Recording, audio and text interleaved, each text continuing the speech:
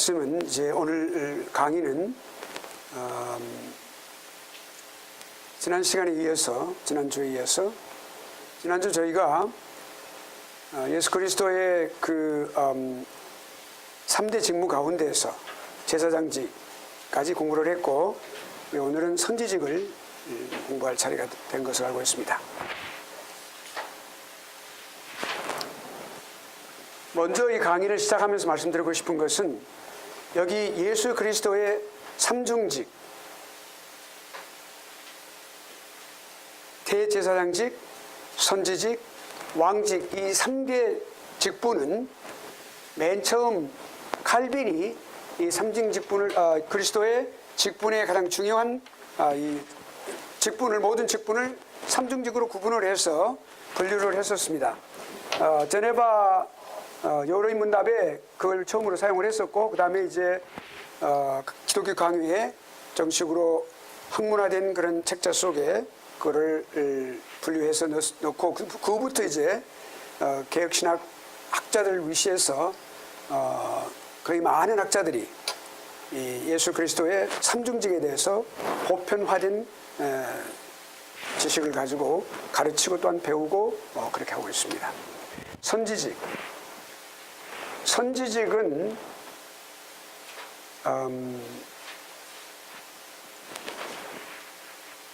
대제사장의 직분과 만약 밀접한 관계가 있고, 또 이 선지직은 왕직과도 관계가 있습니다. 우리가 먼저 이 삼중직에 대해서 깊이 알고 있어야 될 것은 뭐냐면, 이 삼중직은 지금도 계속되고 있다는 말입니다. 예수 그리스도께서 십자가상에서 죽으시고 부활하심으로써 승천하심으로써 이 모든 직분이 끝난 것이 아니라 지금도 대제사장 직분과 그리고 선지 직분과 그리고 왕직 이 세 개의 삼중직이 계속되고 있다는 사실입니다.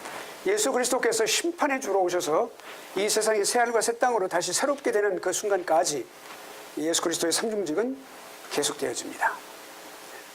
자, 선지자라고 하는 개념을 우리가 먼저 생각해 보도록 하죠. 선지자는 누굽니까? 하나님으로부터 반드시 보내심을 받은 사람입니다. 그러니까 하나님으로 보내심을 받은 사람을 말할 때 그 사람을 우리가 선지자로 말할 수 있는데, 좀 더 구체적으로 말하면 이렇게 그 선지직이라고 하는 그 직분이, 그 직분을 가진 그 사람은, 선지자는 이렇게 사물을 보는 그런 안목을 가지고 있고, 그리고 또 하나님의 사자로서 하나님의 그 모든 하시는 말씀을 증거하는 사람인데, 그러니까 하나님의 이름으로 말하는 사람이라고 말입니다. 그러면 우리가 이 선지자라고 하는 그 어원을 우리가 한번 생각해 볼 필요가 있겠죠? 그러면 좀 더 명료하게 우리가 알 수가 있을 겁니다.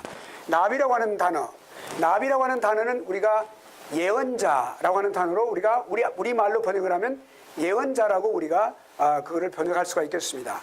그 단어와 그 다음에 로에, 이거는 성경에서 특별히 말하는 선견자라고 하는 단어가 씨어라고 하는, 그러니까 선견자라고 하는 단어 두 단어가 사실은 구약 성경에서 이렇게 계속해서 이 교대로 사용이 되어졌는데, 즉 말하면 이제 하나님으로부터 백성에게 가져오는 사람. 그러니까 어디 다른 인간으로부터 가져온다든지 자신으로부터 가져오는 것이 아니라 반드시 그 사람의 가져오는 것은, 그리고 백성들에게 주는 것은 반드시 그 출처가 하나님이라는 사실입니다. 예. 그리고 이제 구약에서는 특별하게 하나님께서 이상으로, 비전으로, 다시 말씀드리면 환상으로 그런 것들을 통해서 대표적으로 그렇게 예언자들에게는 프로페시라는, 선지자들에게는 하나님께서 그런 방식으로 많이 그렇게 하셨습니다. 많은 선지자들이 그렇게 하나님의 환상, 이상을 통해서 그렇게, 그것은 하나님의 특별한 계시 방법이었습니다. 지금은 그렇게 하지 않으시죠. 왜냐하면 여기에 지금 우리가 손에 쥐고 있는 이보다 더 작은 형태로 돼 있기도 합니다만은 기록된 성경 말씀을 이미 주셨기 때문에 지금은 그렇게 하지 않습니다. 그러므로 직접 계시라는 말은 절대로 불가한 말입니다. 어불성실이다 그 말입니다. 그것은 성경적이 아니죠.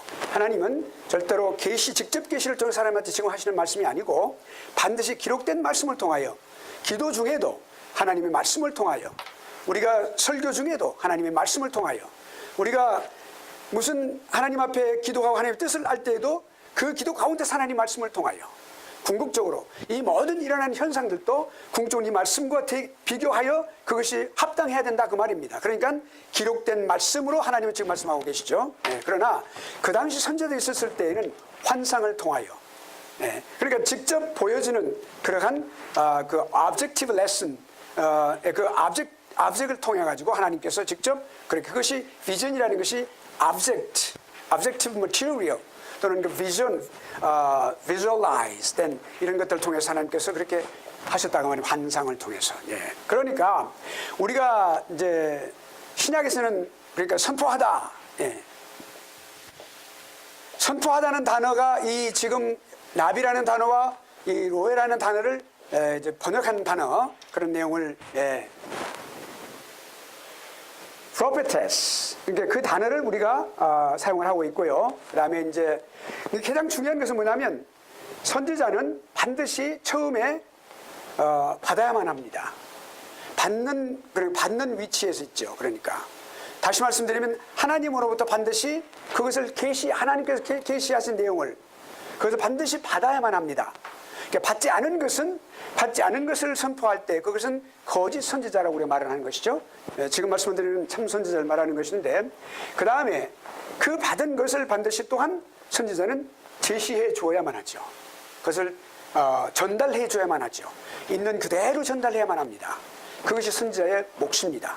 자기 자신의 것을 가미한다든지 자기가 그런 어떤 해석을 하여 전하는 것이 아니라 하나님 말씀을 그대로 고지것대로 전하는 도구로, 그냥 그대로 도구로 사용하는 것입니다. 그 입술의 도구로 사용되어지는 사람, 이 사람이 선지자입니다. 그러니까 선지자는 반드시 받아야만 되는 것이죠. 받아야만 되는 것입니다. 그렇게 해서 여기 이제 하나님의 말씀을 우리 주님께서도 이 땅에 오셨을 때 이렇게 선지자의 직분을 갖고 오셔서 주님께서 계실 때에 그렇게 말씀을 하셨죠. 그러니까 자, 선지직에 대해서 그런 내용을 우리가 생각해 보면, 자, 예언된 그리스도의 선지직입니다. 구약 성경에는 반드시 예수 그리스도에 대해서 모두 말씀을 하실 때 선지자들을 통해서 말씀하셨습니다. 구약 시대. 그러니까 그러니까 올바른 선지자, 바른 선지자, 하나님으로부터 온전한 말씀을 받고 그리고 그 말씀을 제시하는 그런 선지자들은 반드시 뭐예요? 그 당시 오실 메시아, 그 바로 예수 그리스도를 예표한 사람이었다 말할 수 있습니다.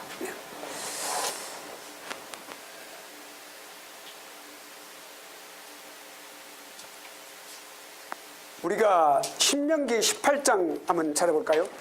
신명기 18장 15절. 신명기 18장 15절입니다.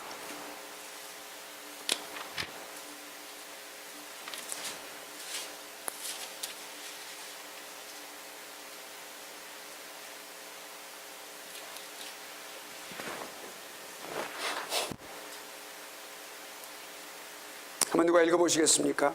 내 하나님 여호와께서 너희 가운데 내 형제 중에서 너를 위하여 나와 같은 선지자 하나를 일으키시리니 너희는 그의 말을 들을지니라. 아멘. 여기 하나님께서, 그러니까 선지자는 반드시 하나님께서 세움을 받은 사람이죠. 그리고 그 하나님께서 네 하나님 여호와께서 너희 가운데에서, 형제 중이라고 하는 것은 택한 백성들 가운데에서 그 말입니다. 그러니까 하나님의 택함을 받은 사람들 가운데서란 말이죠. 나와 같은 선지자 하나를 너를 위하여 일으키시리니 너희는 그들을 들을지니라, 이렇게 말씀하셨어요. 자, 그 다음에 또 이제 예수 그리스도의 선지직. 첫째로 예수 그리스도는 모든 지식의 근원이 되시죠. 그러니까 우리가 1번과 2번의 내용을 우리가 합해서 본다면, 그러니까 특별히 우리가 이제 제가 그 말씀드린 그러니까 세 가지를 말씀을 드렸죠. 거기 기록이 되어 있죠. 첫째는 지식의 근원으로서, 그러니까 예수 그리스도는 로고스이기 때문에 말씀이시죠. 모든 지식의 근원이 되신다. 참 진리가 되신다. 네. 모든 사람들의 빛은 그러므로 그리스도로부터. 네. 그리고 구약시대 계시를 통해서 역사하셨어요. 주님께서 사역을 하셨어요. 계속해서. 성육신 이전에는 그러니까 하나님의 사자들, 예, 그들을 통한 특별 계시, 이 모든 선지자들을 통해서 주신 말씀은 모두가 특별 계시를 말씀하는 것이죠. 예, 일반 계시가 아니고.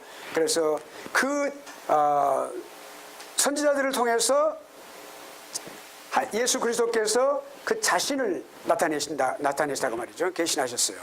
그 선지자들의 말씀을 통하여, 예, 전하는 말씀을 통해서. 예. 그 다음에 이제 또 그리스도가 직접 오셔서 성육신 이후에는 모든 가르치심과 모든 일으키신 모든 행동, 그리고 비유로 말씀을 많이 하셨어요. 거의 비유로 말씀을 하셨습니다. 비유로 말씀하신 가장 중요한 목적은, 비유를 말씀하신 목적은 선택받지 못한 사람들, 당시 대적하고 그리고 선택하지 못한 사람들이 알지 못하도록 하기 위해서 하나님은 예수 그리스도께서는 그렇게 울타리를 치신 거예요. 그러니까 오직 하나님도 택한 백성들인 너희들만을 위해서 그러셨다, 이렇게 말씀하셨어요. 그러니까 선지 직무를 감당하셨고, 그 다음에 그 셋째에 가서 행하심을 통한 사역에서 단어를 좀 바꾸실 거 있어요. 따라서 거기 나오죠. 자신의 격위라고 되는데 제가 잘못 써겼어요. 그 한자도 숫자 바꿨는데 위격입니다. 위격. 물론 격위란 말도 틀린 말은 아닙니다. 그것은 격의 약간 그 위격, 다시 말씀드리면 person of Christ, 그러니까 삼위에 있어서의 2위가 되시는, 3위가 되시는, 1위가 되시는 그 위를 말할 때 위격, 네, 바로 그것을 말합니다. 그래서 자신의 위격, 주님 그리스도께서 사역 그리고 왕국에 관해서 주님께서 가르치셨습니다. 네. 그리고 이제 또 이제 주님께서 십자가 죽으시고 부활하시고 그리고 이제 승천하신 후로는 지금 오늘날 현재까지 계속되고 있는 현상인데, 그것이 곧 사도들, 예수 그리스도 이후에 사도들의 말씀을 통해서, 그리고 지금은 교역자들을 통해서, 목사님들, 선교사님들을 통하여, 네, 그렇게 해서 또 하나는 이제 성도님들이 말씀을 읽는다든지 그렇게 할 때 성령 하나님의 그 조명하심을 통해서, 일루미네이션이라고 그래요, 영어로는. 네, 그 성령님의 조명이 있어야만 하나님 말씀을 이해할 수가 있고 해석할 수 있고 깨달을 수 있습니다. 네, 그러니까 우리가 하나님 말씀을 읽을 때 반드시 그냥 읽는 것이 아니라 하나님 앞에 기도할 때 1분, 2분도 좋습니다. 반드시 기도할 때 성령 하나님의 조명하심을 통하여 제가 이 말씀의 법에 기이한 것을 보게 하여 주옵소서. 그걸 꼭 하시기를 바랍니다. 그것은 우리가 기도함으로써 그 모든 기도의 내용을 응답받는다고 그랬습니다.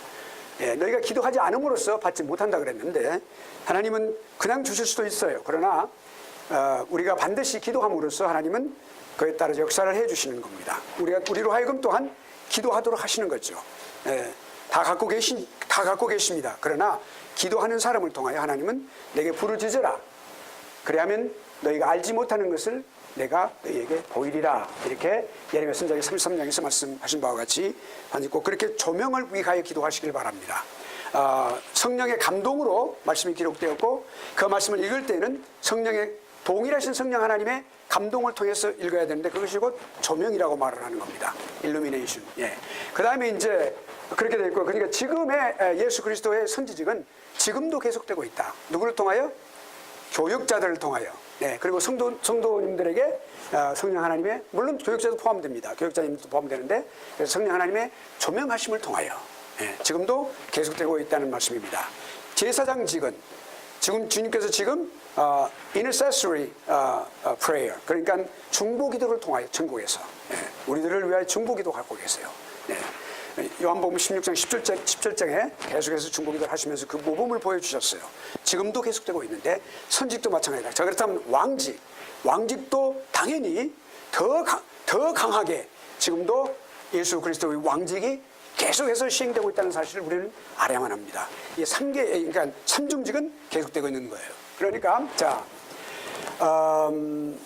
목적은 뭐냐? 왕직, 예수 그리스도께서 왕직을 갖고 계시는 목적을 뭐냐? 그것은 아버지 하나님께서 왕직을 주셨는데 그 이유는, 그 목적은 뭐냐면 하나님의 모든 경륜에 따른 그 목적을 이루시기 위해서, 하나님의 뜻을 이루시기 위해서 예수 그리스도는 왕으로 탄생하셔서 사실은요.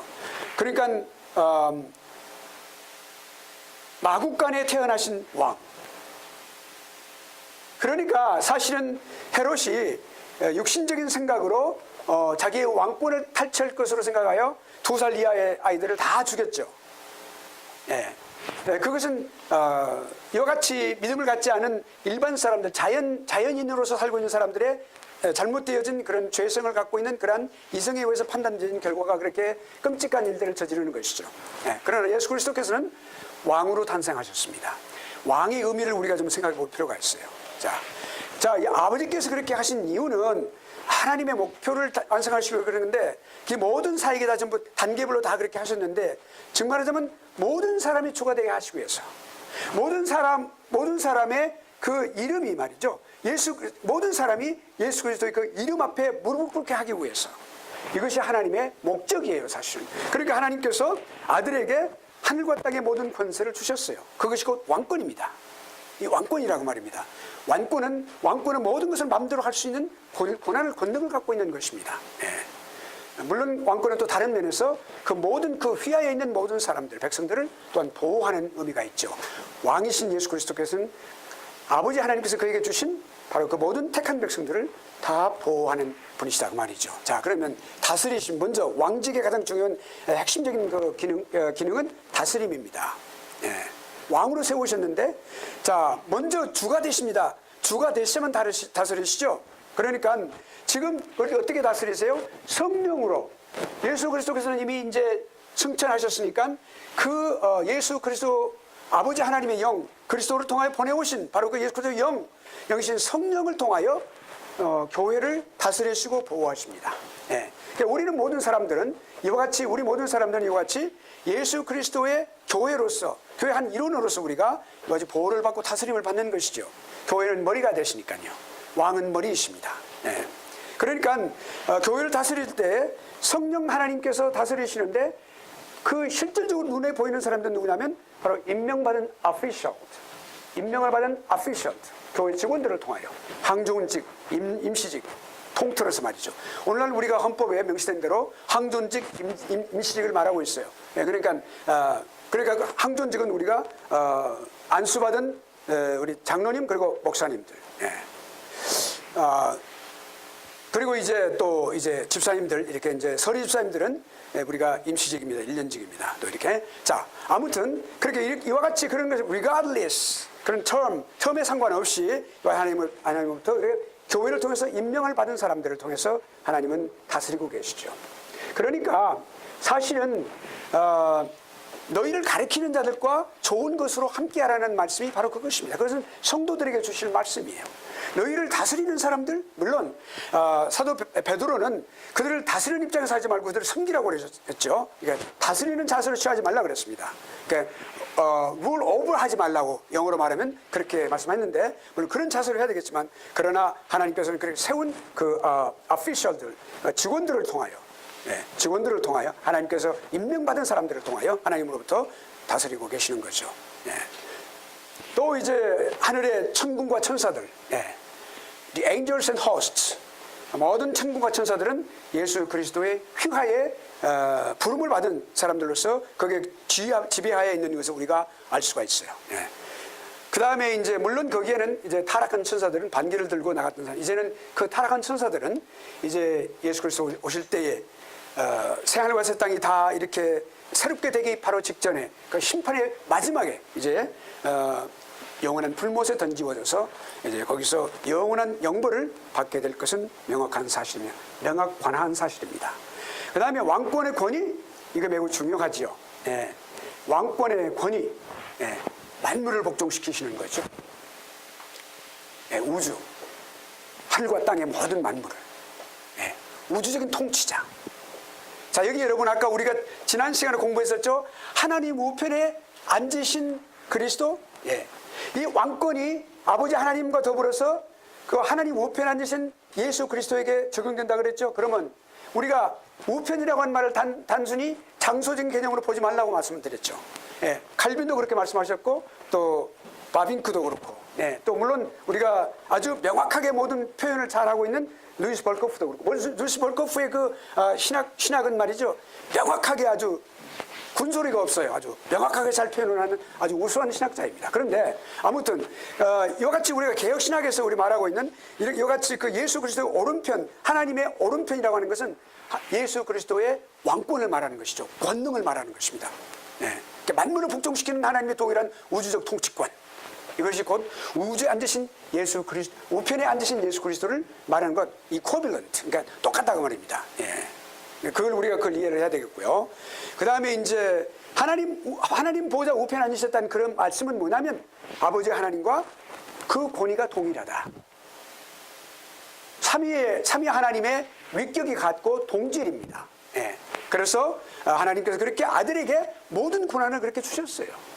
예. 삼위 하나님의 대표는 아버지 하나님이신데 아들에게 주셨어요. 아들이 그렇게 뭐라고 했습니까? 마태복음 28장의 말씀에 하늘과 땅의 권세를, 모든 권세를 내게 주셨으니 라고 했어요. 권세만이 아니라 모든 권세를 주셨다고 그랬어요. 어떤 것도 거기에 리미트가 없어요. 예. 그것을 우리가 알아야 되겠죠. 이 모든 신학의 가장 중요한 기초가 어디서 시작되냐면 기독론에서 시작하는 겁니다. 그러니까 분명히 알고 있으면 우리가 오늘 이 시간 우리가 이번 학기에 참 귀한 우리가 공부를 하고 있는 것 같습니다. 읽고 있습니다. 그래서 그 다음에 이제 모든 만물이 결국엔 만물을 그 발 앞에 무릎을 꿇게 하신다. 예, 우리 여기 빌립보서 한번 보십시다. 제가 예로는 안 했습니다만은 지금 생각나는 말씀, 빌립보서 2장 한번 보십시다. 늘 우리가 성경으로 이것을 입증하고 넘어가는 것이 필요하겠죠. 중요한 부분들은 다 그럴 수는 없지만,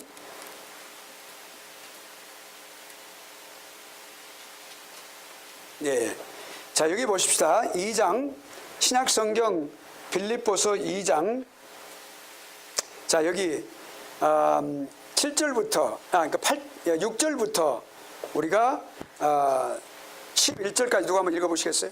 그는 근본 하나님의 본체시나 하나님과 동등됨을 취할 것으로 여기지 아니하시고 오히려 자기를 비워 종의 형태를 가지사 사람들과 같이 사람의 모양으로 나타나사 자기를 낮추시고 죽기까지 복종하셨으니 십자가에 죽으시고 이러므로 하나님이 그를 지극히 높여 모든 이름 위에 뛰어난 이름을 주사 하늘에 있는 자들과 땅에 있는 자들과 땅 아래에 있는 자들과 모든 무릎을 예수의 이름에 꿇게 하시고 모든 이름으로 예수 그리스도를 주라시게 하여 하나님 아버지께 영광을 돌리게 하셨느니라. 아멘. 여기 중요한 첫째 점은 뭐냐면 예수 그리스도가 성부 하나님과 동격이시다. 하나님의 본체시다. 네. 그렇죠? 하나님의 본체시다. 네. 그것입니다. 그런데 오히려 종의 형체를 가지시고 육신을 입으시고 내려오셨어요. 그 아주 낮아지심의 최고의 극치의 낮아지심이 죽으심, 붙이심이었죠. 거기까지 내려가신 겁니다. 그것은 온전히 예수 그리스도의 복종하심을 통해서, 순종을 통하여. 예, 그렇죠? 그 순종하심을 통하여 이렇게 아버지 하나님을 만족하게 하고 아버지 하나님을 기쁘시게 한 일이 과연 어디가 있었습니까? 이 세상 만물이 하나님께서 우주를 지으시고 우리 인간을 지을 때 심히 좋았더라 하셨는데 그보다도 더 극한 기쁨 속에 있는 아버지 하나님이 예수 그리스도의 순종하심 때문이었어요. 그렇게 뛰어난, 그리고 나서 그랬을 때 죽으심이라 그랬어요. 낮아지심의 정점입니다, 그게. 9절에 보니까 이러므로 이 모든 것을 인정하고 그 결과적으로 말이에요. 그러니까 그렇게 되었기 때문에 그 결과적으로 consequently 말이에요, 영어로. consequently. 그 결과적으로 뭐냐면 하나님이 그를 지극히 높여 주셨다. 모든 이름에 뛰어난 이름을 주셨다. 모든 자들로 예수 그리스도 무릎 앞에 그 무릎을 예수 이름에 꿇게 하셨다. 예. 그러니까 이거는 하늘과 땅의 모든 존재들을 말하는 것입니다. 땅 아래에 있는 것까지. 그러니까 그들이 예수 그리스도를 주라 시인하게 하셨다. 여러분, 광야에 그 광인이 있죠, 미친 사람. 그 다음에 뭐라고 그랬어요? 그 광인이 그 마귀가 그렇게 했어요. 하나님의 아들이라고 고백을 했고, 귀신으로 고백을 했어요. 이게. 그러니까 우리가 이같이 인간뿐만 아니라 영적인 존재들도 그랬다고 말이에요. 모든 것을 무릎 꿇게 하셨어요. 근데 궁극적으로 이건 뭐냐면 아버지 하나님께 영광을 돌리는 일이기 때문에 그랬어요. 우리가 이걸 알아야 돼요. 모든 일이 이루어지는 것이 아들 예수 그리스도, 그러니까 성자 예수님까지도 아버지 하나님께 영광을 돌리는 것이 목적이에요. 네. 이걸 우리 삶이 어떻게 돼야 된다는 것을 우리에게 보여주는, 단적으로 보여주는 중요한 하나의 시사해주는 그런 중요한 말씀이에요. 그러니까. 네. 자, 넘어갑니다. 그러니까 하나님의 목적, 네, 모든 권세가 주어졌는데 목적이 뭐예요? 그리스도의 높아짐에서 궁극적으로 다 하나님의 목적이 이루어지는 것이죠. 네. 궁극적으로 그 높아짐의 가장 궁극적인 건 어디까지라고 그랬어요? 심판주로 오시는 데까지. 네. 지금은 아버지 하나님의 우편에 계신다. 그러니까 아버지 하나님과 동등한 다스림의 통치권을 가지시고 하고 계신다. 심판주로 심판을 하실 때 아버지 하나님으로부터 딱 이렇게 책이 있어요. 생명책이 있어요. 그것이 심판의 책이에요. 복인된 책이에요. 그것을 딱 취하셨다 그랬어요. 어린 양이. 예, 그렇게 입증하고 있어요. 하나님의 말씀은요, 이같이 하나님의 말씀은 말씀이 말씀을 해석해 주는 것이죠. 예, 그러니까 원래 이 말씀이 기록될 때 우리가 성경의 역사를 우리가 더듬어 가 보면은 서기관들이 말씀을 필사를 할 때 처음부터 이렇게 딱 정확하게 해서 제목 같은 건 없었어요. 전부가 다 그대로 다 아무것도 빈틈이 없었습니다. 그대로 똑같이. 그러니까 어떤 책자를 보면은 책에서 이렇게 성경의 어느 책자를 보면은 그러므로 또는 또 이렇게 나오는 말이 시작되는 경우가 많아요. 예, 그걸 뭘 말하냐면 그 말씀이 그 전 장에서 또는 그 전 책에서 이어졌기 때문에 그렇습니다. 우리는 이렇게 지금 이렇게 나눠져 가지고 있죠. 사실은 나눠져 있는데 그것이 결국엔 장으로도 나중에 나눴어요. 나중에 우리가 그래 나눴는데 원래는 장으로 나눠진 거 아니었어요. 계속된 그러니까 성경은 처음부터 끝까지 일관성 있는 통일성 있는 말씀이라고 말이에요. 한 말씀이에요. 그러니까 이 말씀이 A라는 말씀이 B라는 말씀을 해석해 주는 거예요. B라는 말씀이 A라는 말씀을 해석해 준다는 말이에요. 이것이 말씀이 갖고 있는 중요한 특성이에요. 일반 책자와 틀린 거라고 말이에요. 우리 인간은 장으로 몇 절로 사항으로 이렇게 아리클로 나누죠. 네, 그렇게 돼 있는데 거기까지 하겠습니다. 근데 자 그러면 그 다음에 이제 최종적인 원수가 이 예수 그리스도의 그 왕권, 그 왕권은 말이죠. 능력을 행사하시는데 이 왕권의 가장 중요한 것은 뭐냐면 어디까지 갑니까? 최후의 원수가 무릎 꿇을 때까지, 멸망될 때까지예요. 예수 그리스도 오시면 사탄의 일을 멸하기 위해서 오셨다 그랬어요. 그의 예수 그리스도의 그 사역은 말이죠. 그러니까 여기 제사장직과 선지자직과 왕직 이 세 개의 그 직분이 동일하게 계속해서 같이 동일하게 역사하는데 궁극적으로 예수 그리스도 오시는 순간까지 계속 세 가지가 다 계속된다 그랬잖아요. 끝난 것이 아니에요. 지금도 계속된다 그랬죠. 늦게 오신 우리 장로님 늦게 오신 제가 설명 아까 빠뜨려서 중요한 설명 다시 한번 잠깐 해서 가겠습니다. 예. 자 여기 지금 삼중직, 선지직과 그 다음에 이제 대제사장직과 선지직 그리고 왕직. 왜 대제사장직을 맨 먼저 말하면 예수 그리스도의 오셔서 하는 모든 사역이 가장 연관이 되어 있지만 가장 직접적으로 우리 인간의 구원을 복하게 된 것들이 제사장직에 더 많이 관계되어 있어요. 예. 그래서 제일 먼저 그렇게 하는 것입니다. 그리고 그것이 그럼으로써 선지직 그리고 왕직으로 이렇게 우리가 생각을 하는데 그러나 세계는 동일하게 예수 그리스도의 동일한 직분으로서 함께 인간의 구원에 함께 역사하셨다. 근데 그 삼중직이 예수 그리스도의 십자가 죽으시고 부활하고 승천하시면서 끝난 것이 아니라 지금도 계속되고 있다. 한 가지 신뢰를 말씀드리면 제사장직은 중보 기도를 통하여 지금도 계속하고 계시는 것이고 그 다음에 선지직은 승천하신 이후에 직접 말씀하셨는데 지금은 바로 떠나실 때 사도들과 그리고 사도들 이후에 교역자들을 통하여 그리고 성령 하나님을 통해서 교회를 다스리시면서 그렇게 나가 계시고 그 다음에 왕직도 지금 계속하고 계시는 것이에요. 그리고 지금 왕직은 현재 이 지구상에서 교회를 다스리고 계시는데 바로 성령 하나님을 통해서 그리고 교회에 세우신 직원들을 통하여 임명받은 자들을 통해서 하나님께서 하고 계신다고 말입니다. 그러니까 장로님이나 또 집사님이나 목사님이나 권사님들 이런 모든 직분자를 통해서 지금 하고 계신다고 말입니다. 그러나 이 궁극적으로 왕직에 있어서 중요한 것은 뭐냐면 하나님 아버지의 우편에 계신 예수 그리스도에게 주어진 통치력, 이 통치의 권능, 이 권능은 바로 아버지 하나님과 동일하다. 그러나 우리가 하나님 우편이라고 그랬을 때 그것은 장소적인 개념으로 생각하지 말라는 것이죠. 단지 그것은 예수 그리스도의 통치권의 권능을 우리에게 말해주는 것이고 아버지 하나님과 동일한 그런 권능을 우리에게 말해주는 그런 뜻으로서 하나님 우편이라고 말하는 것입니다. 그렇게 해서 이 권능에 행사하시는 것은 예수 그리스도의 최종적인 원수 사탄이 궁극적으로 무릎을 꿇고 멸망할 때까지 계속되어질 것입니다. 그리고 새하늘과 새 땅이 계속되어질 것이 영원토록.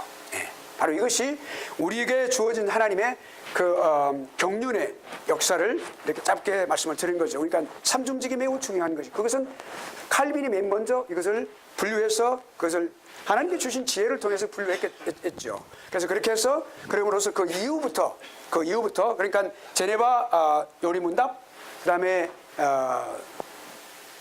기독교 강요 기독교 강요에 정식으로 이렇게 학문화해서 기록해서 지금 모든 개혁주의 신학자들뿐만 아니라 모든 신학자들이 이와 같이 예수 그리스도의 삼중직을 지금은 다 그 개념을 가르치고 또 배우고 있습니다. 자, 그러면 여기까지 우리가 이제 삼중직에서 공부를 했습니다. 그 다음에 이제 예수 그리스도께서 육체적으로 다시 오심. 재림이라고 하는 단어가 좋습니다만은 이 재림이라는 단어가 너무도 많은 이단들에 의해서 너무 오용되어서 그래서 다시 오심이라는 단어가 더 좋은 것 같아요. 그냥 그렇게 쓰려고 그랬는데 결국 제 노를 썼습니다만은 예수 그리스도의 육체적 다시 오심, 육체적으로 다시 오심 그렇게 하시면 좋을 것 같아요. 높아지심의 정점이다.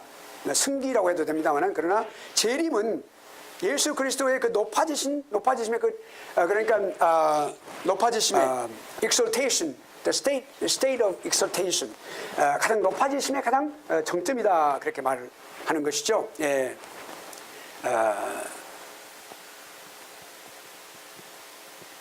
자, 여기 보면은 이제, 그러니까 예수 그리스도께서 이렇게 다시 오실 때 그 심판의 능력을 가지고 오신단 말이에요. 그러니까 심판의 능력을 가지고 그 심판을 하실 때에 예수 그리스도의 높아지심이 거기서 정점에 달하는 것이 아주 클라이맥스에 달하는 것이죠. 가장 최후의 그리고 최종적으로 그리고 가장 최고의 가장 중요한 그러한 그 정점, 높아지심의 정점에 도달하는 것을 우리가 말할 수가 있는데요. 모든 것을 직접 가르치셨고 또 가르치셨어요. 한번 봅시다. 그러면 요한복음 5장 22절 한번 보죠. 요한복음 5장 22절.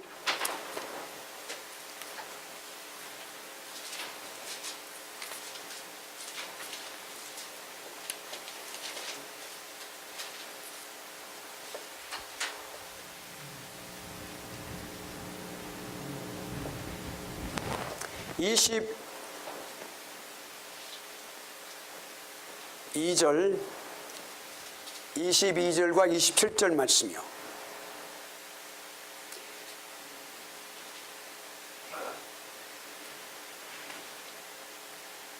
제가 읽어보겠습니다. 읽어보세요. 요한복음 5장 22절과 27절 두 구절만 읽어보십시오. 아버지께서 아무도 심판하지 아니하시고 심판을 다 아들에게 맡기셨으니 그다음에 27절은 또 인자됨을 인하여 심판하는 권세를 주셨느니라. 아멘. 이게 매우 중요합니다. 인자라고 하는 그 호칭이 예수 그리스도께서 독특하게 사용한 거라고 그랬죠. 자신에게만 적용시키신 이름이라고 그랬잖아요. 호칭이라고 그랬죠. 하나님의 아들이라는 뜻이죠. 그러니까 그것을 인자라고 하셨어요. 그러니까 인자에게 주셨다 그랬어요. 그리고 또한 거기에는 또 육체로 오신 그 내용도 거기에 포함되어 있는 것을 우리가 그 개념도 포함되어 있는 것을 우리가 알아야 되겠죠. 그래서 심판하는 권세를 주셨는데 아버지께서 아무도 심판하지 않는다.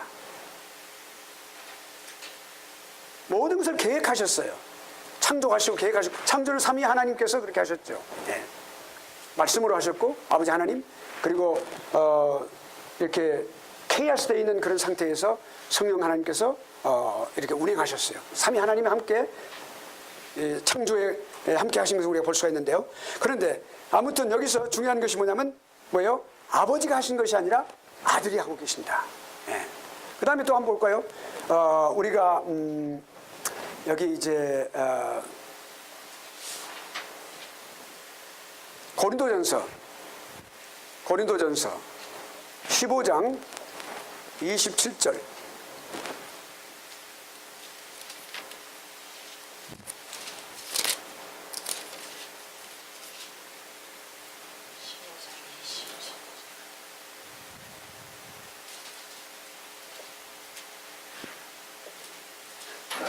28절까지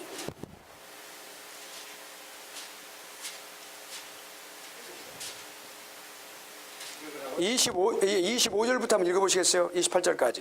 그가 모든 원수를 그 발 아래 굴뚝까지 반드시 왕노릇 하리니 맨 나중에 멸망받을 원수는 사망이 만물을 그의 발 아래 두셨다 하였으니 만물을 아래에 둔다 말씀하실 때 만물을 그의 아래에 두시니가 그 중에 들지 아니하는 것도 분명하도다. 만물을 그에게 복종하게 하신 때에는 아들 자신도 그의 만물을 자기에게 복종하게 하신 이에게 복종하게 이는 하나님이 만유의 주로서 만유 안에 계시려 하십니다. 아멘. 그러니까 여기 자기 발 아래 두셨다고 했으니까 두신 분은 거기 그 발 아래에 있는 것이 아니잖아요. 우리 모든 것을 통치하고 계시는 이 놀라운 사실을 말씀하고 계시는 거죠. 자, 그렇다면 이제 오심이라 그러니까 우리가 다시 오심 또는 다시 임하심. 네, 임재하심 그 말은 현재 present이라는 뜻이에요. 그러니까 여기 현재 계시는 란 말이죠. 임하신다, 오신다는 거예요. 오신다는 행동이 거기에 더 포함되어 있어요. 그러니까 임재하심 그 말은 거기 현재 스테이트가 뭐냐면 현재 거기에 present. 그래서 형용사형으로 거기에 be present. 거기에 be present. 거기에 계신다는 말씀이고 오신다 그 말이에요. 오신다고 하는. parosis라고 하는 단어가 정말하면 이렇게 제일 많이 사용되는 단어인데요. 이 단어가 이제 예수 그리스도께서 오신다고 하는 그 내용을 말씀하실 때 뭐냐면 임재 와 계시는 것을 말하죠. 그리고 임재할 뿐만 아니라 와 계시는 것 그리고 오시고 계시는 행동 coming Jesus, presently Jesus. 그러니까 여기 와 계시는 예수님 그리고 오시는 예수님 그 오는 과정도 포함되는 이 단어가 그거를 말하고 있고요. 그 다음에 이제 아포칼립시스라고 하는 단어는 매우 더 많이 사용되어지는 단어는 예수 그리스도께서 이렇게 숨겨져 있다가 다시 말하면 하늘이 지금 안 보이잖아요. 그러니까 숨겨져 계시다가 나타나시는 그런 영광 그리스도의 영광을 나타내시는 그런 그 내용을 말씀할 때 그러니까 그 내용이고요. 그 다음에 또 하나는 또 비슷한 말씀으로 영광스러운 어떤 현현 에피파네이아라고 하는 단어가 또 예수 그리스도께서 이렇게 영광스럽게 나타내시는 자신을 나타내시는 그런 내용으로 우리가 단어들을 사용하는데 그렇다면 이러한 단어들이 사용되어진 그 본문은 나중에 읽어보시길 바라겠습니다. 그러면 오시는 목적은 뭐냐? 오시는 목적은 예수 그리스도께서 죽으시고 십자가 죽으시고 그 다음에 묻히시고 부활하셔서 승천하셨죠. 그런데 그 이후로 성령 하나님께서 그 십자가상에서 완성하신 속죄의 사역을 예수 그리스도께서 하신 그 사역 완성하신 사역을 성령 하나님께서 각자 개인에게 유효한 사역으로 절대로 거부될 수 없고 실패함이 없고 실수함이 없는 에러가 없는 잘못함이 없도록 분명하게 이루어지도록 성령 하나님께서 그 적용하여서 구원시키는 것을 말하는데 그런데 아직까지 천국에 가지 않았잖아요. 그러나 예수께서 오시는 것은 그 모든 구원을 최종적으로 완성하기 위해서 오시는 거예요. 중요한 그 자기 백성들. 그러니까 예수께서 그러셨어요. 중보기도를 하실 때 요한복음 16장 17절에서 말씀하실 때 주님께서는 아버지께서 내게 보내신 자를 하나도 빠지지 않고 그날에 내가 다 일으키리라 그렇게 말씀하셨어요. 이거는 뭐냐면 아버지 하나님께서 계획하셨어요. 선택하셨어요. 그 아들이 그거를 분명하게 이 구원을 완성하시기 위해서 주님은 오신다고 말입니다. 그것이 중요한 목적 중에 하나예요. 그리고 그들이 영원토록 영원한 삶을 살기 위한 이 새하늘과 새 땅을 맞이하는 때가 바로 그때란 말이에요. 새롭게 되는 때가. 이 모든 우주는 melted, 다 전부 타서 전부 다 마치 이렇게 녹아져 내린다 그랬어요. 예. 우리가 요한계시록 보면은. 그래서 그런 것들이 이제 다 하나님께서 최종적으로 이제 그 일을 이루시기에 오신다 그 말입니다. 그러니까 모든 사람들은 예수 그리스도 오실 때 과연 예수 그리스도의 가장 중요한 목적은 뭐냐면 이제는 심판주로서 오시기 때문에 모든 존재들이 다 영적이고 그리고 모든 육체적이고 모든 존재들이 말이죠. 영적인 존재 천사입니다. 타락한 천사들도 마찬가지예요. 사탄도 마찬가지예요. 한 가지 좀 우스개 말씀을 드리겠어요. 어느 미국인 교수님이 그 학생들한테 이렇게 질문했어요. 사탄이 무소부재합니까? 물어봤어요.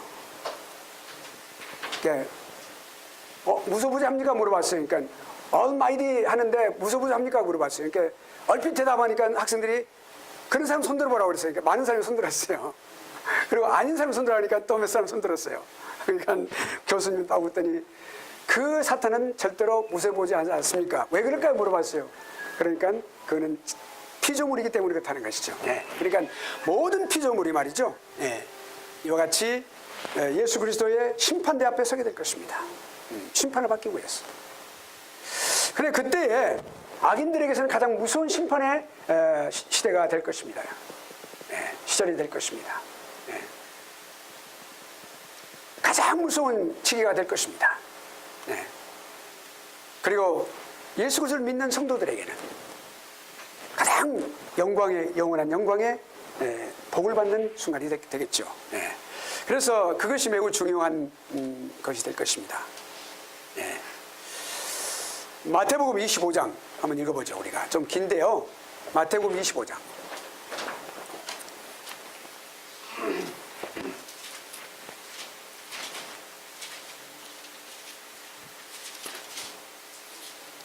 마태복음 25장 33절.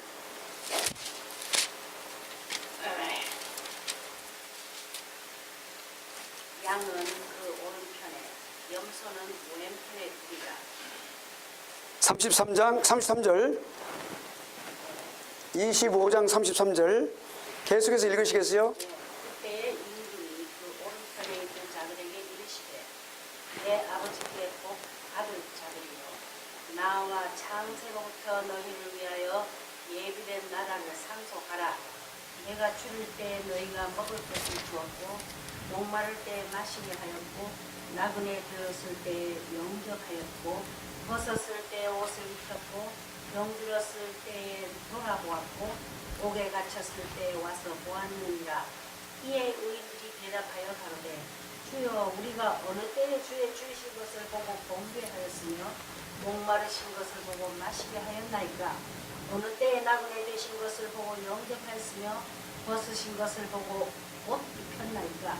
어느 때에 병든 것이나 옥에 갇힌 것을 보고 가서 배웠나이까 하리니 임금이 대답하여 가라사대 내가 진실로 너희에게 이르노니 너희가 여기 내 형제 중에 지극히 작은 자 하나에게 한 것이 곧 내게 한 것이니라 하시고. 네, 아멘. 그 다음에 다음 분 41절부터 46절까지 읽어보시겠어요? 한 번 읽으면 너무 길어요. 또 왼편에 있는 자들에게 이르시되 저주를 받은 자들아 나를 떠나 마귀와 그 사자들을 위하여 예비된 영원한 불에 들어가라.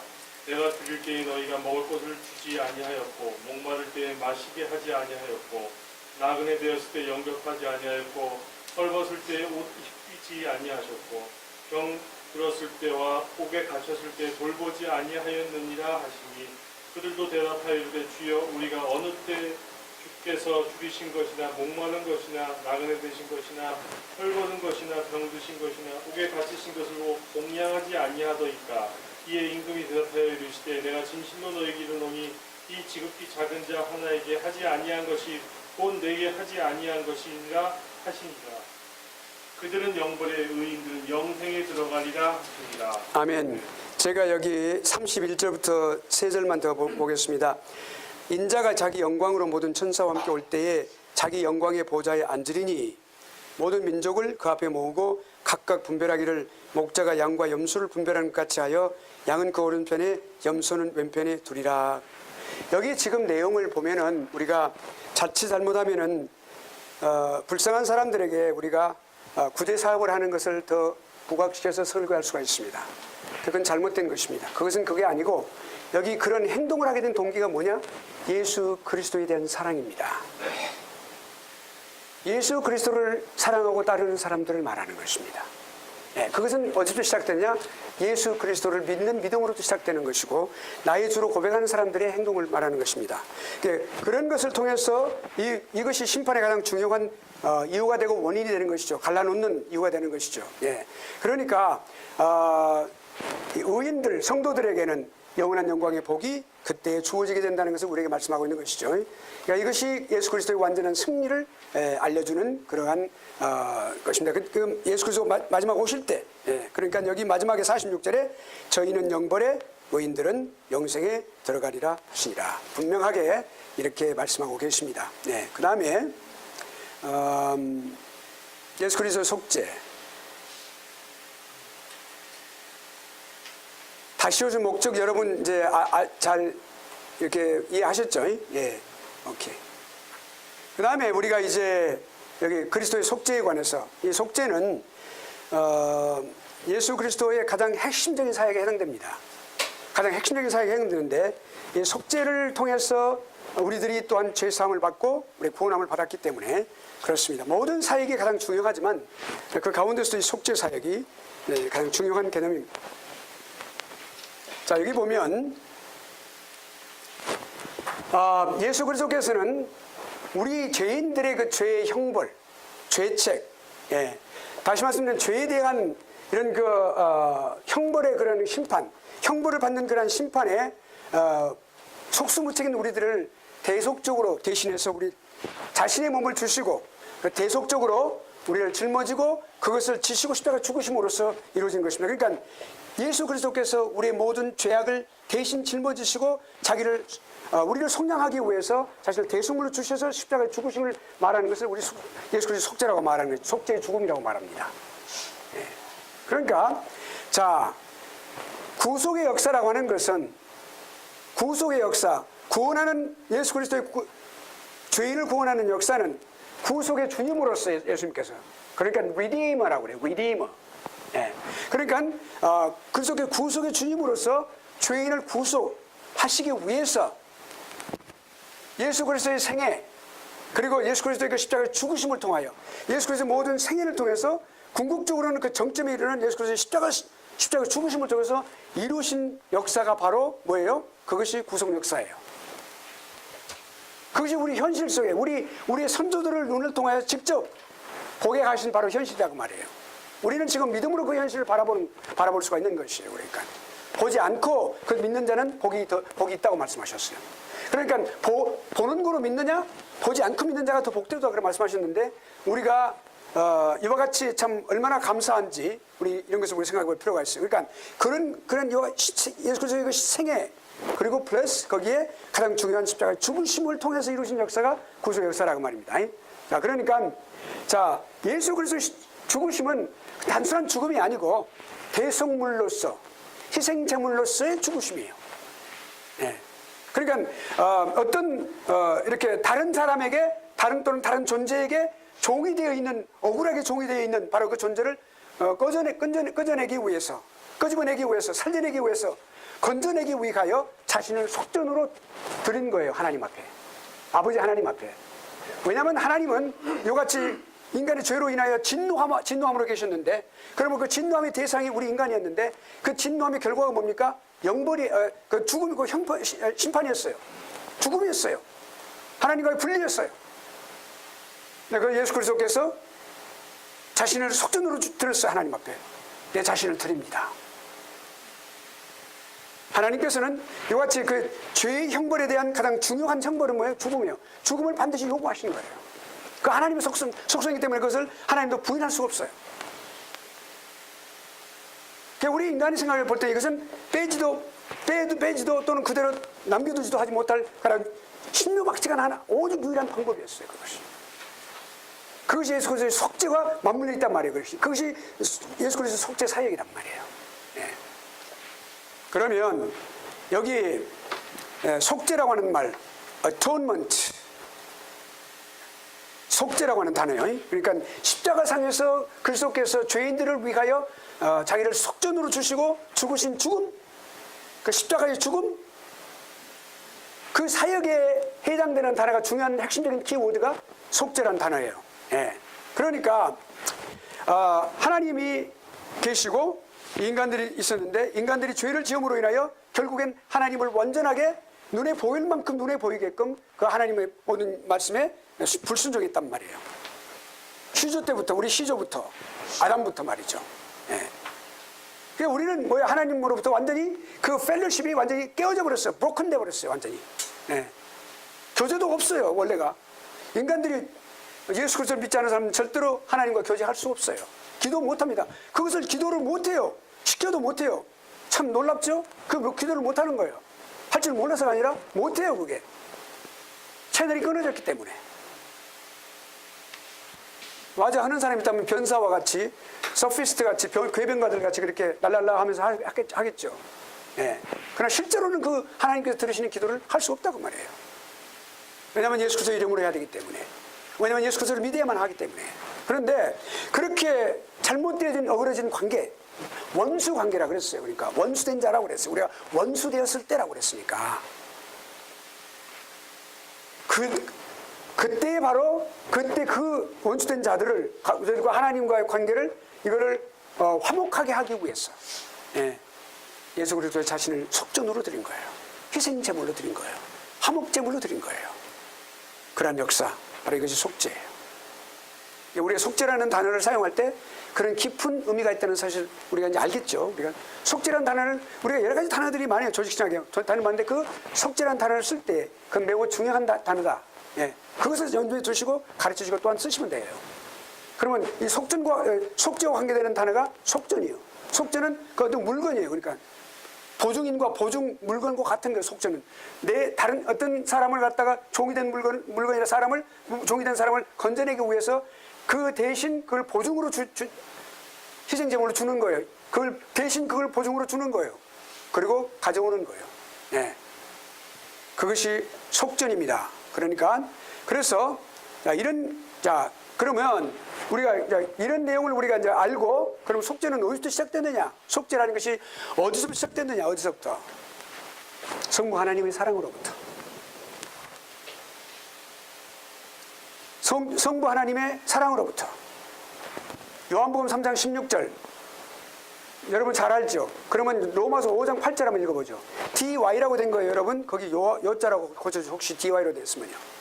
제가 그 영어로 찍어졌지, 잘못하게. 그 요자예요. 그 요를 찍었는데 그 어떻게 이게 요자로 로마서 5장 8절 읽어보죠.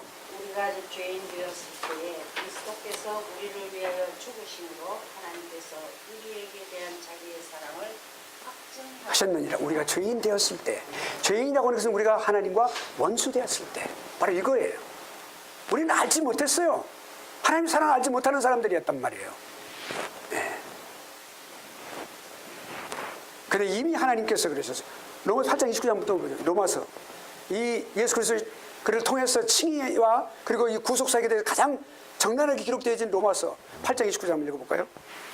8장 29절이요. 두 구절만 더 읽어보고 넘어갑니다. 로마서 8장 29절.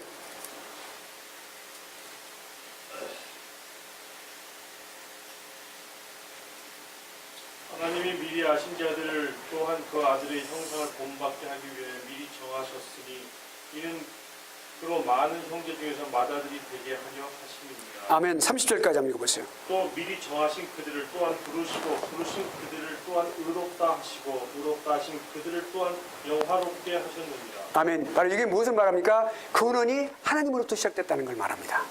예, 하나님으로부터. 그리고 정한다마는 예정입니다. 이게 predestined란 말이에요. 이건 이미 예정하셨단 말, 정하셨단 말은 예정, 하나님께서 정하셨단 말은. 예. 그러니까 이런 내용을 우리가 성부 하나님의 사랑에서 비롯된 거예요. 요한복음 3장 16절에 하나님이 세상을 이처럼 사랑하사라고 그랬죠. 그 사랑 때문에 하나님께서 독생자를 보내신 거예요. 네. 하나님의 사랑 때문에 그렇게 하신 거예요. 성부 하나님의 사랑의 근원이에요. 속죄가.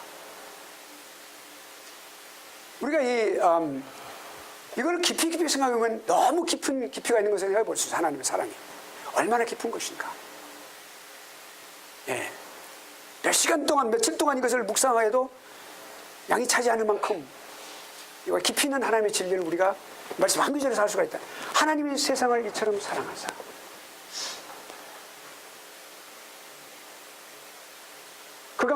그 가운데는 택자도 있고 택자 아닌 사람도 있어요. 다 모든 것도 다 사랑하신 하나님의 사랑 때문에. 그러나 가장 이것이 유효하게 적용되는 것은 택자들이에요. 정하신 사람들. 예수 그리스도의 속죄가 나중에 이제 범위도 나옵니다만은 나중에 설명하겠지만 예수 그리스도의 속죄의 범위는 오직 하나님으로부터 택함을 받은 사람들 뿐이에요. 모든 많은 사람들은 아니에요. 물론 그 능력으로 본다면, 그 효과로 본다면 모든 많은 사람들이 다 미칠 수 있어요. 당연히. 그러나 하나님의 목적은 오직 택함을 받은 사람들을 위하여서만 예수 그리스도께서 죽으셨단 말이에요. 이거 분명히 알아야 됩니다. 이것이 개혁주의적인 신학이 지향하고 있는 거예요. 성경적인 거예요. 예. 그러니까 얼마나 이 하나님의 구속 사역이 깊고 또한 감사하는 일인지. 예. 제가 음력을 잘 안 합니다만은 저는 꿈보다도 말씀을 제가 이렇게, 그러나 이제 그런 게 있었어요. 제가 가장 사랑하는 그 집사님이 한 분 계셨어요. 지금은 부인 집사님은 살아계세요. 그런데 그 집사님을 제가 전도사 시절에 했는데, 그 집사님이 좀 죄송합니다. 그분이 HIV 바이러스를 얻게 됐어요. 어떤 원인은 잘 몰라요. 그런데 그분이 그렇게 해서 진단을 받았는데 결국엔 제가 이제 그 집사님 댁을 저희 집사람하고 같이 이렇게 자주 다니고 그랬으니까 또 제가 개척할 때 그 집사님 가정이 개척을 했었어요, 같이. 그런데 그 집사님이 가정을 갔을 때 어느 날 갑자기 갔는데 무슨 가게를 하고 계셨는데 집에 돌아오니까 머리가 이렇게 부어 있어요, 이렇게 혹이 나 있어요. 그래서 아니 집사님 왜 머리를 다치셨습니까? 그랬으니까 아니라고 이렇게 솟아 나와요, 그래요. 그래서 만져보니까 주먹만하게 이렇게 딱 올라와 있어요. 깜짝 놀랐어요, 제가. 아니 이게 무슨 일입니까? 그러니까 몸이 이상하게 그렇게 아파요, 그래요. 그래서 이제 그분은 이제 이렇게 말씀을 다 나눠봤더니 결국엔 본인은 말씀을 안 하셨어요. 돌아가실 때까지 말씀 안 하셨는데 부인 집사님이 그렇게 말씀하셨어요. 그래서 이제 제가 너무 충격을 받아가지고 사나모니카에 있는 그 당시 90세가 되는 어떤 내과 목사, 그러니까 심장 전문인데 그 서전이에요, 서전. 미국인인데 그분을 어떻게 알게 돼가지고 그분을 모시고 거기 갔었어요. 근데 그분이 딱 보더니 아주 그 한국인 의사가 그분을 돌봤었어요. 근데 너무 그냥 이렇게 혹이 있는 것이 그냥 물혹이다 그렇게 말하고 그냥 주사 빼내나 그렇게 말았는데 그것이 아주 심각한 그런 그 튜머 같은 거였었어요. 그래서 막 그 전화를 직접 하는 걸 제가 앞에서 직접 오늘 봤어요. 그 미국인 화를 내가지고 노발대발하고 이렇게 환자를 이렇게 되도록 그렇게 돈 내고 당신 라이선스가 번호가 뭐냐고 막 이렇게 물어보고 그랬었어요. 근데 결국엔 그때는 때가 너무 늦었어요. 제가 모시고 갔었는데 결국 그분이 이제 대학병원에 입원을 하셔서 결국엔 배도 그냥 막 째고 이렇게 하면서 그냥 배를 째는데 그냥 꿰매도 않더라고요. 딱 붙이고만 하고 그러는데 아무튼 그분이 세상을 떠나셨습니다. 떠났는데 그분이 떠나는 날 그 다음날 아침에 떠나셨는데 그 전날 저녁에 제가 밤을 새워서 그분 앞에 방에 계시고 저 혼자 앉아서 의자에 앉아서 찬송을 계속 밤 내내 불렀어요. 저 혼자 불러드렸어요. 내가 누구냐고 그러면 그분이 소리를 못 하죠. 이제 입이 말라버렸으니까 아주 작아졌어 몸이. 근데 전사님 그렇게 하는 것 같았어요. 그런데 그리고 저녁 내 제가 찬송을 불러드리고 그러고는 그 꾸벅 졸다가 또 깨어서 찬송 불러드리고 계속 그랬어요. 근데 그 다음날 아침에 세상을 떠나셨는데, 눈을 감으셨는데, 제가 그분이 떠나기 전에 며칠 전에 꿈을 꿨는데, 이렇게 택자 위에 누군가 딱 서 있어요. 근데 이름들이 막 사람들 이름들이 다 있어요. 다 써 있는데, 어느 분 이름을 딱 지워요, 이렇게. 지우니까 거기 이름이 밑에가 까맣게 다 나타나 버리는 거예요. 그 꿈을 딱 꿨어요, 제가. 근데 이 집사님이 생각이 딱 나는 거예요.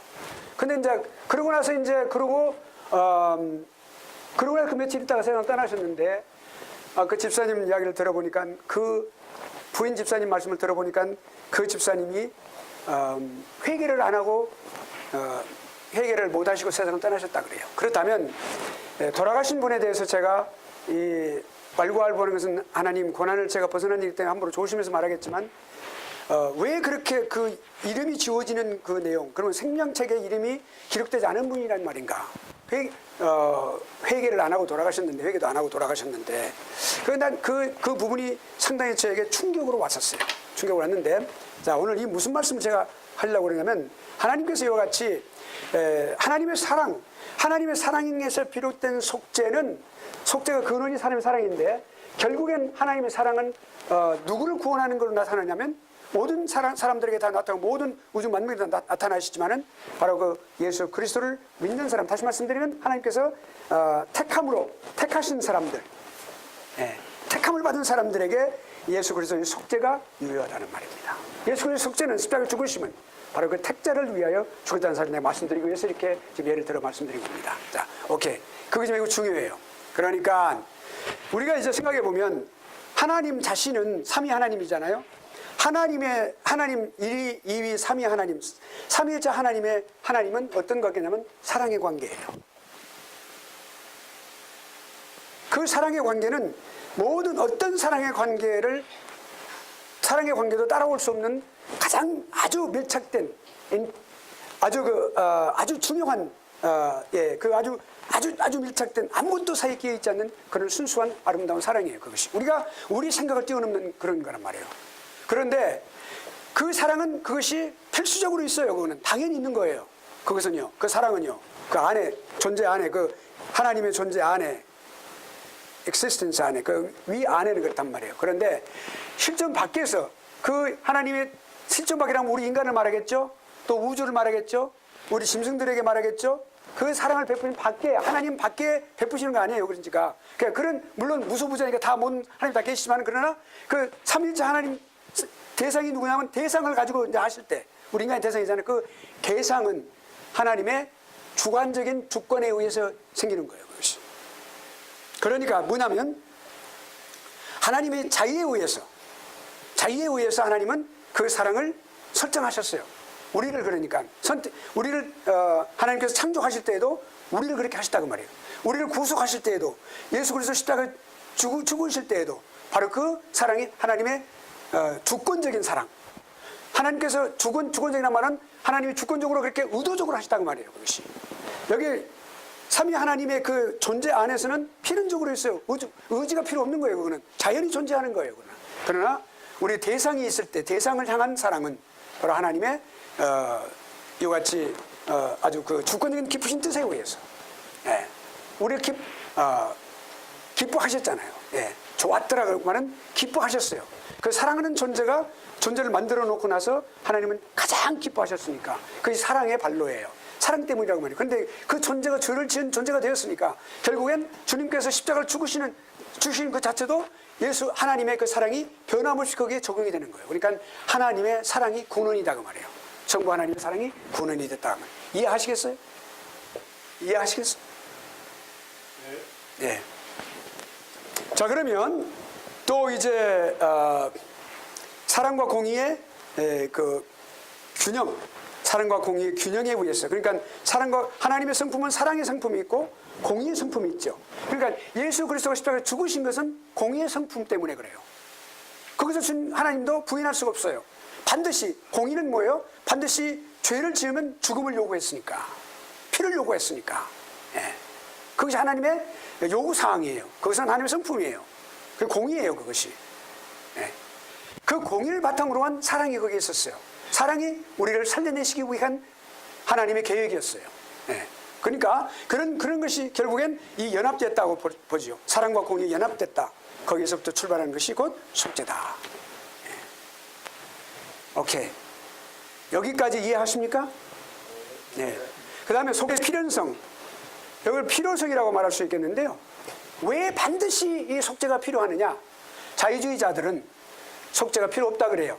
또 만인 구원설을 말하는 보편 구원설. 그러니까 모든 그러니까 모든 만민이 말이죠. 그러니까 모든 인류가 다 구원을 받는다고 말하는 그런 비성경적인 것을 믿는 사람들은 이와 같이 예수 그리스도의 속죄의 필연성을 믿지 않습니다. 왜냐하면 인간은 계속해서 좋아지기 때문에 나중에 완전해질 수 있기 때문이라고 그렇게 말해요. 그러니까 예수 그리스도의 속죄가 필요 없다 그래요. 왜냐하면 인간들이 완전해질 수 있으니까. 그것을 그렇게 말하고 있어요. 그러니까 그러나 성경적인 개념은 반드시 속죄는 필연적이었다라고 말하고 있어요. 성경에서는.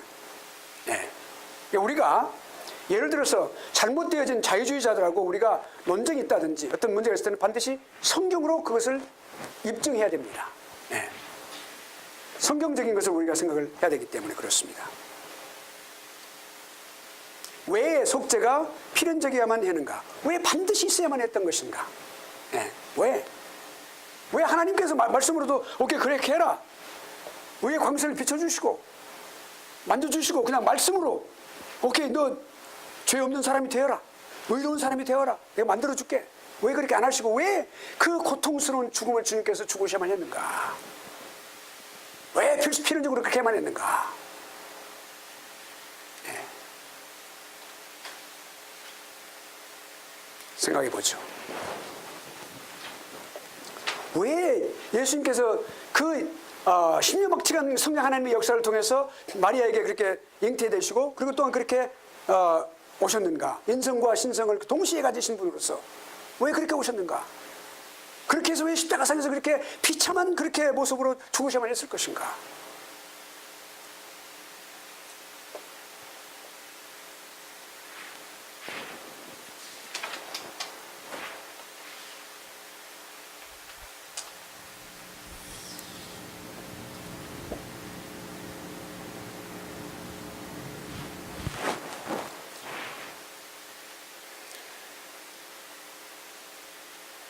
여기 제가 여러분들에게 그 밑에 각주를 달아놓은 것은 나중에 가서 읽어보시기 바랍니다. 예. 그 사람들 왜 자유주의 신학자들과 이런 사람들이 왜 보편성을 믿는 사람들이 왜 이걸 속죄를 필연성을 믿지 않느냐?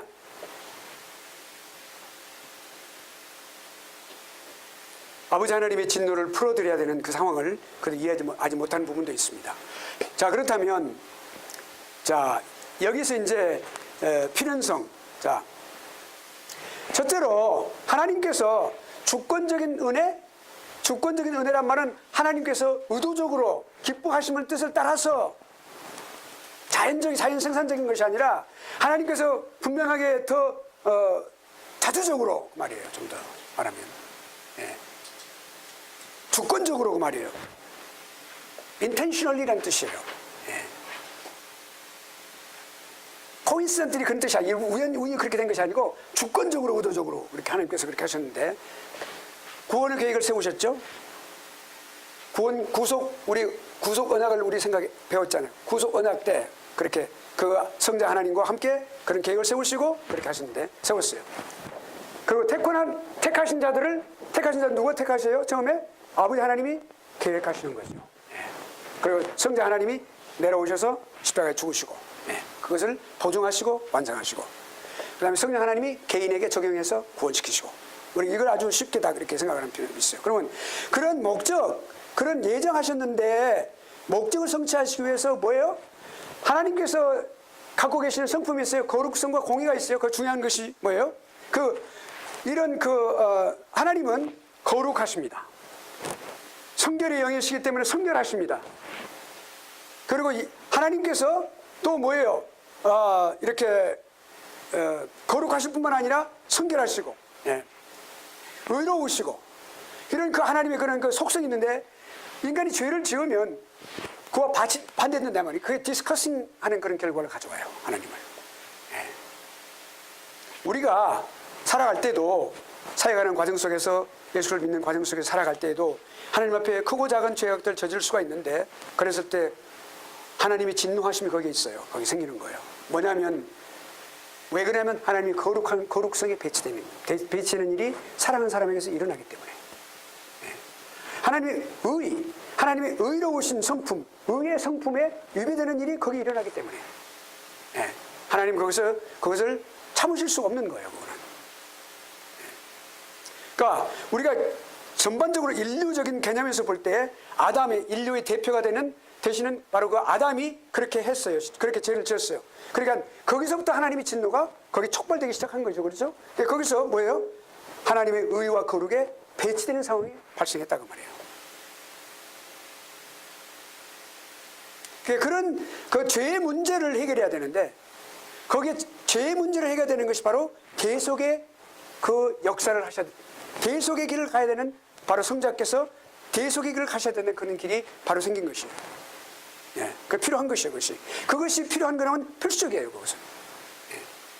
아까 제가 10분 후에 시작을 했는데 10분 더 연장해도 되겠습니까? 지금 사실은 30분 다 끝났거든요. 어떻게 할까요? 우리 학감님 말씀해 보세요. 10분 더 할까요? 한 8, 9분 정도만 더 하겠습니다. 아까 우리 시작을 늦게 했으니까요. 그만큼은 해야 되죠. 오케이. 자, 그 다음에 여기 자 그러면 대속의 미리 반드시 필요했어요. 그렇게 했어야만 한다 그 말입니다. 우리 한번 찾아볼까요? 누가복음 24장 26절.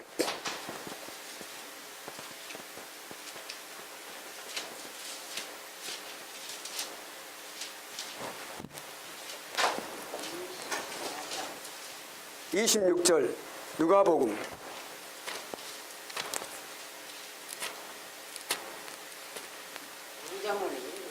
누가복음 24장 그리스도가 이런 고난을 받고 자기의 영광에 들어가야 할 것이 아니냐 하시고 이에 모세와 모든 선지자의 글로 시작하여 모든 성경에 그건과 자기에 관한 것을 자세히 설명하십니다.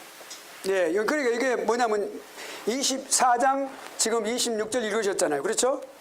26절 그리스도가 이런 고난을 받고 자기의 영광에 들어갈 것이 아니냐.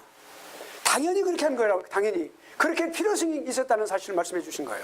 그러니까 이 글로바하고 이 두 그러니까 그 사람을 포함해서 이 두 지금 제자는 12제자가 아니라 70인에 들어가는 제자라고 볼 수 있어요. 그러면 그 사람이 생각할 때 십자가상에서 죽으셔서 그걸 끝났어.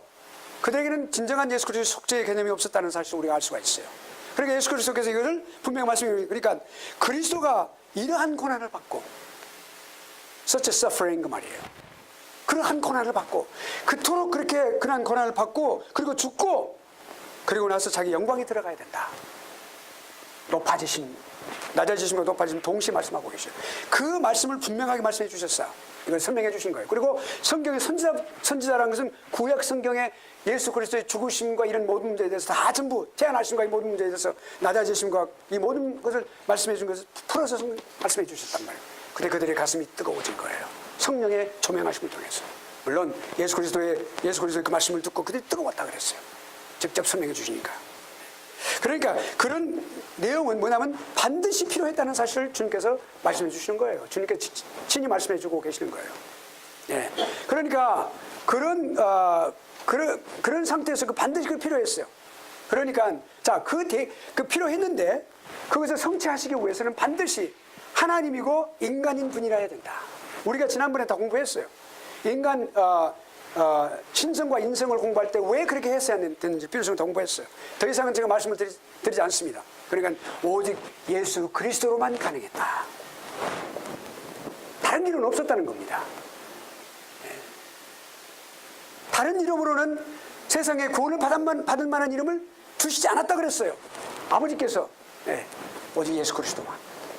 그 길을 보면 쭉 이렇게 내용을 보면은 얼마나 그것이 인간이 이성으로서는 이해할 수 없는 데까지 가는 그런 신묘막측한 하나님의 방법이었는지 우리가 알게 되는 거죠. 다른 길은 없었어요. 여기 모든 그 성경을 이렇게 성경을 전부가 체계적으로 뽑아서 이렇게 기록된 것이 전부가 신앙 고백서들입니다. 그리고 대소요리 문답들입니다. 그러니까 우리가 웨스트민스터 신앙 고백서 그리고 대소요리 문답 거기 지금 제가 장과 절 이런 거 다 전부 항목 이런 거 다 적어놨어요. 하이델베르크는 리폼드에서 사용하고 있고요. 웨스트민스터는 장록에서 사용하고 있고 같은 거예요. 리폼들은 저기 화란의 리폼들을 말하는 화란을 통해서 온 그리고 장로교는 영국 쪽에 저기 그 옆에 무슨 나라죠? 예? 스코틀랜드에서 통해서 예. 그 원래 거기니까 그래서 존 낙스 그러니까 그런 그 장로교를 통하여 그렇게 물론 우리가 지난번에 말씀드린 대로 같아요. 그러니까 비비 워필드하고 그 다음에 비비 워필드는 미국인으로서 우리 장로교 그 지도자였어요. 그리고 헬먼 바빙크는 리폼드 더치의 리폼드의 지도자였어요. 두 분 다 3대 칼빈주의자예요. 두 분이 아주 친분이 가까웠어요. 네. 그런 거 본받아야 된다고 말이에요. 서로 뭐 리폼드라고 장로교라고 해서 서로 차이를 발견하고 그런 것은 아직도 좀 부족한 사람들이 그렇게 하는 거라고 볼 수가 있겠죠. 그렇게 해서는 안 되겠죠. 자, 그러면 이제 5분만 좀 하겠습니다. 그러니까 여기 이제 지금 속죄의 특성인데요. 여러분이 속죄의 특성 5분 남았지만 아무래도 다음 주에 하는 게 좋겠어요. 여기까지 하는 게 좋겠습니다. 네. 그래서 예. 그럼 여기서 딱 왜냐하면 단원이 끊어지기 때문에 예. 단이 끊어지니까 속죄의 특성은 다음에 들어가서 다른 개념이니까요. 예. 속죄의 다른 면을 우리가 공부하는 것이니까 그래서 이 속죄 교리가 신앙고백서 표준 문서에 명시되어 있습니다. 예. 이거는 표준 문서는 교회들이 이렇게 오랫동안 연구하고 그리고 그것을 연구하고 또한 그것을 같이 교합하고 그리고 회의를 통해서 그리고 많은 오랜 세월 동안 그렇게 해서 많은 교회들이 받아들인 바로 중요한 표준 문서입니다. 표준 문서라고 하는 것은 성경 다음으로 표준을 삼고 있는 문서들을 말하는 거예요. 그러니까 예, 그래서 우리가 그것을 우리가 늘 안수받을 때에도 또는 우리가 늘 이렇게 어떤 그 기독교인으로서 우리는 분명한 어떤 예식을 가질 때 그걸 반드시 묻습니다. 이것을 따르십니까? 그걸 그대로 믿고 계십니까? 그렇죠. 성경을 종합하여 뽑아놓은 것이 이와 같은 신조들입니다. 그리고 또한 공인된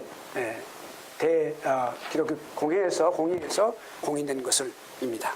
오케이. 그러니까 우리가 그거를 교리로 받아들이고 있는 것입니다. 이런 것들이 종합해서 조직신학을 이루고 있는 것이죠. 자, 여기까지 오늘 마치죠.